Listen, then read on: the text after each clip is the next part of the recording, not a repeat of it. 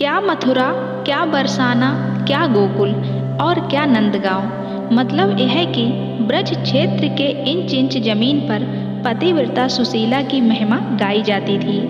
लोग कहते हैं कि अगर साक्षात पतिव्रता नारी के दर्शन करना चाहते हो तो देवी सुशीला के दर्शन कर लो। बात भी यही थी। सुशीला की जिंदगी का हर पल अपने पति के लिए था। अपने पति के दर्शन किए बिना वह जल तक नहीं पीती थी।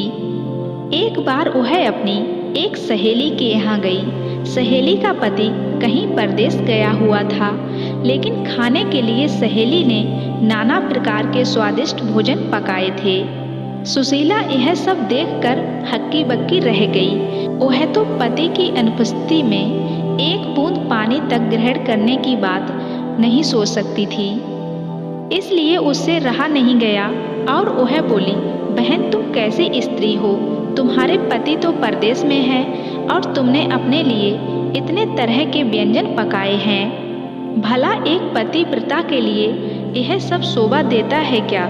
सच्ची पतिव्रता तो वह है जो पति को देखे बिना जल तक ना पिए। सुशीला की सहेली बड़े मुंहफट स्वभाव की थी। दिल की भी वह बड़ी साफ थी। बोली, बहन सुशीला, यह सब ढकोसलेबाजी मुझसे नहीं चलती है। अगर मैं अपने पति के बाहर होने पर भी अच्छा खाना खाती हूँ तो इसका मतलब यह तो नहीं होता कि मैं उन्हें नहीं चाहती हूँ। मैं तो जैसे खुश उनके सामने रहती हूँ वैसे ही उनके पीछे भी। अगर कोई मुझ पर उंगली उठाने पर ही तुला होगा तो उसे मैं रोक नहीं सकती। बाकी यह तो सिर्फ मैं जानती हूँ या मेरे पति कि हम एक दूसरे को कितना चाहते हैं। सहेली के इस जवाब से सुशीला जल भुनकर रह गई। उसने मुंह चुनियाकर कहा, यह तो सब ठीक है, लेकिन तुम पतिव्रता नहीं हो।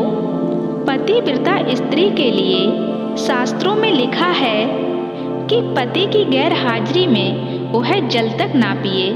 सहेली ने इसका भी करारा जवाब दिया और वह बोली, ऐसे शास्त्र मेरे ठेंगे से। अंत में बात यहाँ तक की बढ़ गई। अपने घर लौट आई। घर आकर सारा किस्सा उसने अपने पति को बताया।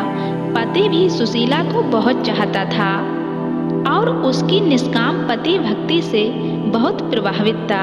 फिर भी कभी कभी उसे यह जरूर लगता था कि यह सब ढोंग है। अगर पति 1 महीना तक घर पर ना रहे तो क्या कोई स्त्री बिना अन्न पानी के 1 महीना तक रह सकती है क्या? और उसे लगा कि यह बिल्कुल ही असंभव है।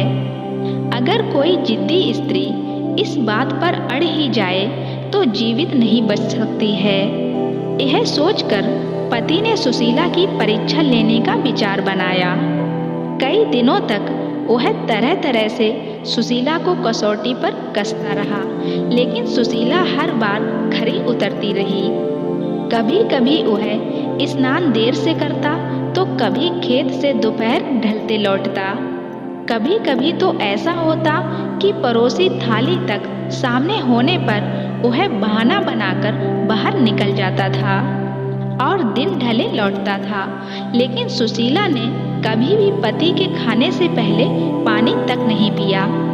एक दिन सुशीला के पति ने कहा, आज मेरा मन खीर और पुआ खाने को हो रहा है, इसलिए खूब इलायची गरी डालकर पुए और चिरौंजी किशमिश केसर डालकर खीर बनाओ।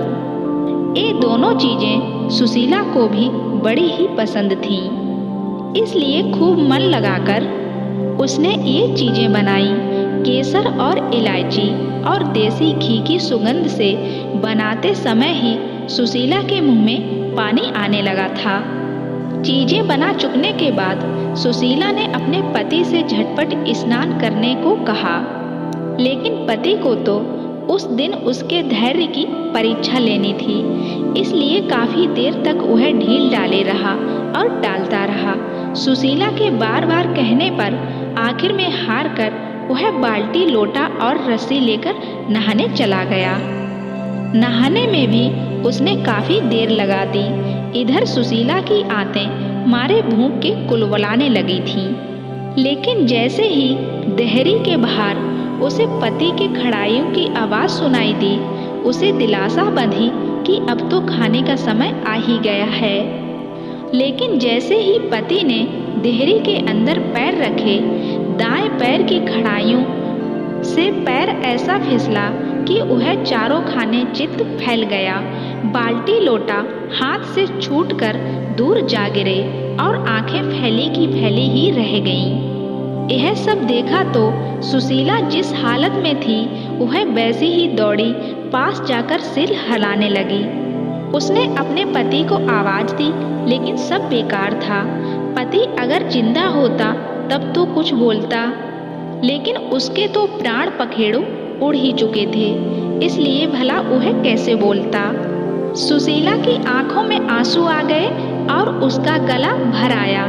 उसका मन हुआ कि धाड़ मारकर रो पड़े, लेकिन तभी उसे खीर और पुए का ध्यान हो आया। उसने सोचा कि पति अब मर ही गए हैं, रोने से तो जी नहीं पाएंगे। हाँ, आस पड़ोस के लोग जरूर जुड़ जाएंगे और तब खीर पुए खाने का मौका तो मिलने से रहा। इसलिए बेहतर यही होगा कि पहले मैं खीर पुए खा लूं, तब रोना धोना शुरू करूं। यह सोचकर वह चुपचाप गई और जल्दी जल्दी खीर उड़ाने लगी। पुए अगले दिन के लिए रख दिए, क्योंकि उनके खराब होने का डर नहीं था। असलियत यह थी कि उसका पति मरा नहीं था, बल्कि मरने का नाटक किए पड़ा था। इसलिए अपनी पत्नी की यह सारी हरकतें वह देखता रहा। जब सुशीला खीर खूब जी भरकर खा चुकी तो झटपट मुंह धोया और लंबा सा घूंघट निकालकर पति के पास गई और सीने से चिपटकर रोने लगी। और रोने के साथ साथ वह यह भी कहती चाहती थी कि तुम तो चल दिए परम धाम को और मुझसे कुछ भी कहा नहीं। तो उसका पति कुछ देर तक तो उसके नकली प्रेम और दुख को सहन करता रहा, लेकिन अंत में उससे नहीं रहा गया। और जैसे ही सुशीला ने अपना जुमला तुम तो चले गए परम धाम को और मुझसे कुछ कहा नहीं खत्म किया, वैसे ही उसके पति ने उसी से मिलता जुलता एक जुमला जड़ दिया और कहने लगा कि जो तुमने खीर पुए बनाए हैं उनको तुम खूब खाओ। यह बात सुनकर अब तो सुशीला की ऐसी हालत हो गई कि काटो तो खून न निकले। उसे क्या पता था कि उसका पति नाटक किए पड़ा है और उसकी परीक्षा ले रहा है। मन ही मन वह रह रहकर अपने आप को कोसती रही कि यह मैंने क्या कर दिया और क्यों मैं अपनी जबान पर काबू नहीं रख सकी और क्यों मैंने अपनी बुद्धि से काम नहीं लिया। अब सुशीला के पास पछताने के अलावा कुछ भी नहीं था। और उसके बाद फिर कभी किसी ने सुशीला के मुंह से अपने पतिव्रत धर्म की तारीफ नहीं सुनी। पहले जैसी डींगे हाँकना अब सुशीला ने बंद कर दिया था।